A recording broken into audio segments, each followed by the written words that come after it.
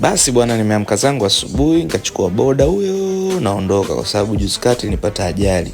Nikachukua gari yangu, ilikuwa imeumia na nini, rangi bonnet imeharibika.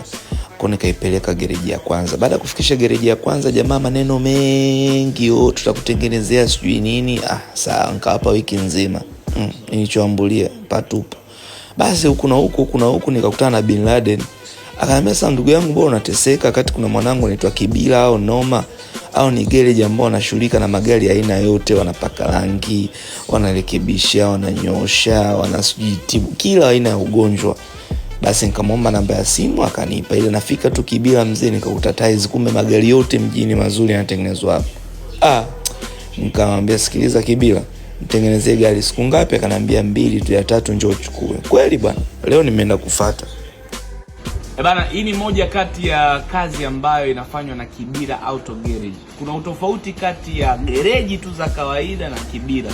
Umeona, kwa mfano hii Outlander ni gari ambayo watu wengi wakileta inakuwa na changamoto ya aidha kupauka juu, na ni ngumu sana mtu achukue mtoto wake wa kwanza akupe bwana huyu hapa.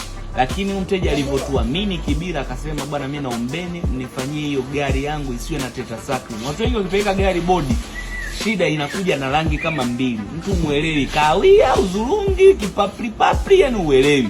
Lakini ukiangalia hii gari, ukiikagua yote, nimekupa video, ukiikagua yote, unaweza kuhisi kwamba imetoka kiwandani ikiwa hivi.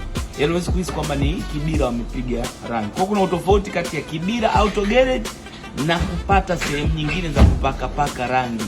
Hapa hatupaki rangi. Hapa tunafanya ukarabati wa gari yako kuwa kama ilivyotoka kiwandani, iwe na ugonjwa wowote. Hii ndio hospitali ya taifa. So namba siko chini hapo, unaweza ukamcheki. Tuko hapa njia ya Mapambano. Nyuma ukifika kitambaa cheupe, upande wa pili utaona gorofa linajengwa. Kunja kushoto, njia ya kwanza acha, mtaa wa pili ingia kushoto, utakuta magari mengi nje ya maana. Unajua watu wa maana wameshakuja Kibila Auto Garage. So namba hiyo hapo, piga simu kwa tatizo lolote la gari yako.